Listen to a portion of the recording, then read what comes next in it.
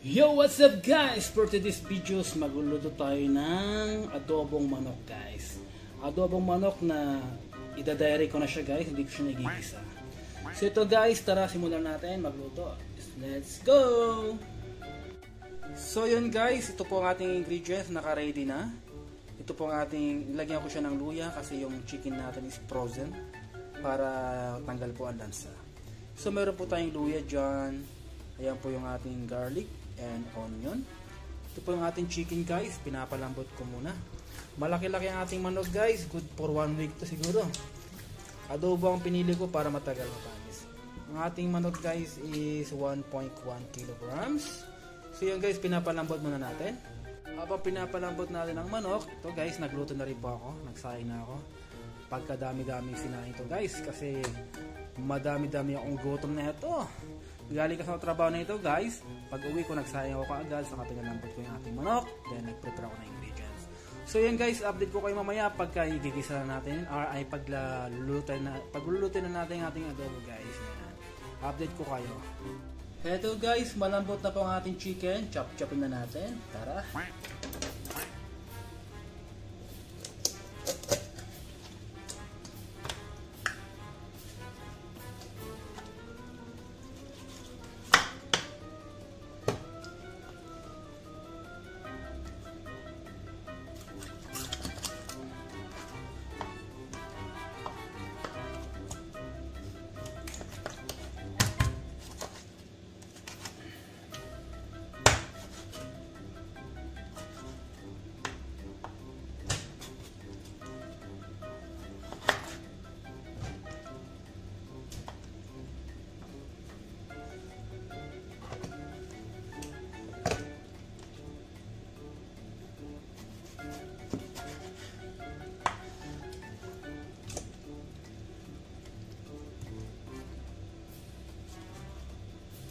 Medyo matigas pa siya ng konti, pero kaya na rin guys.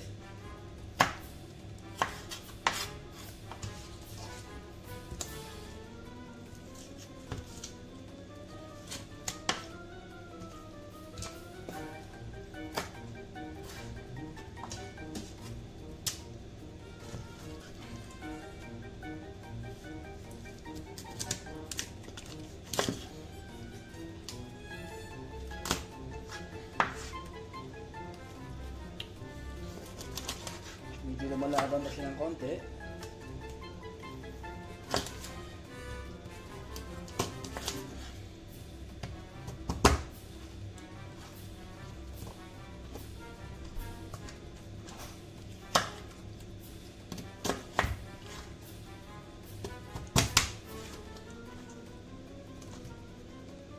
Done for chopping. So hugasan na natin guys.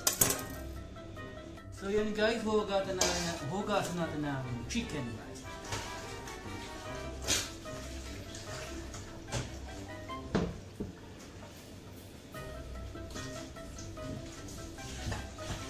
Hugasan natin guys para mawala po yung lansa.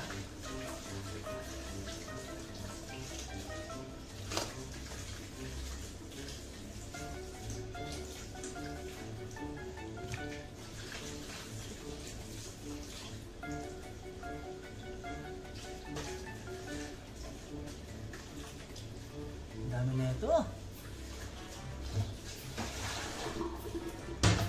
Good for how many days na to? Siguro mga 3 days. Kasi adobo guys, matagal na mapanis eh.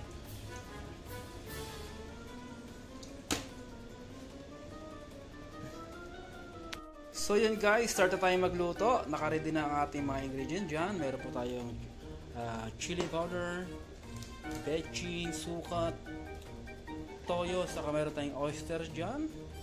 Ito po yung ating chicken. Black pepper, yan. So guys, start na tayo. Lagyan na natin ang ating chicken. Direct ito guys, direct. Yan.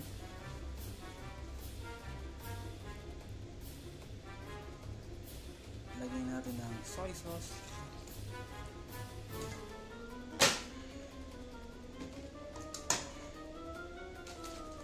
Lagyan natin ng konting bechin.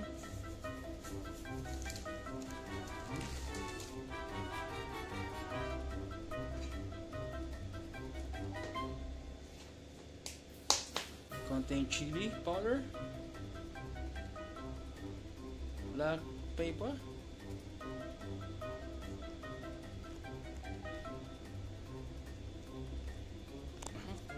lalagyan natin guys ng oyster. Yan, ito po yung ating pampasarap guys.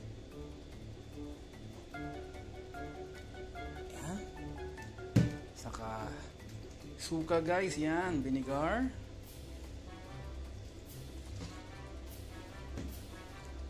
Saka konting mantika.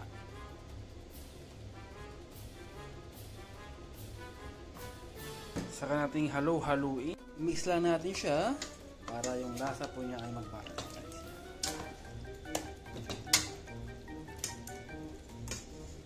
Buksan na natin ang ating kalan.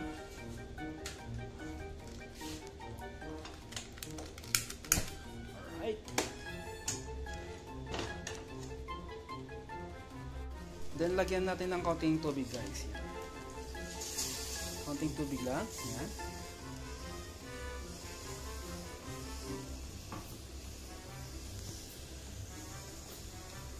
Halu-haluin natin guys para mag-balance po yung lasa.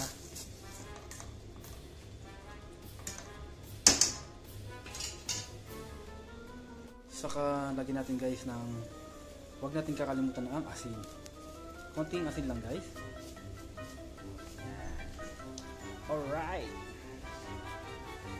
Halu-haluin natin para mag-balance po yung lasa niya at magkalasa natin ito guys.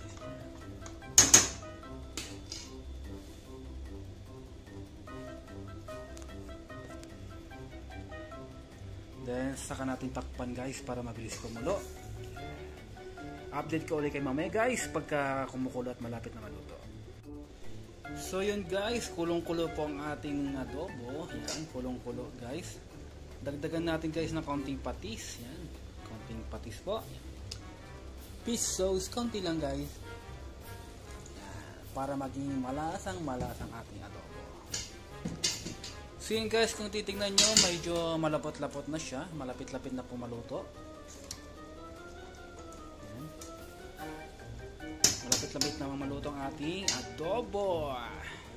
Yummy! So yun guys, luto na pong ating sinaing guys. Yan, unlimited rice po tayo kasi dami nating gutom. Ang ating adobo guys ay ayun po, luto na rin po siya. So hindi ko na siya masyadong iigain para meron tayong sabaw guys. Yan. Masarap kasi may sauce. So yun guys, thank you for watching. See you next vlog. Bye bye!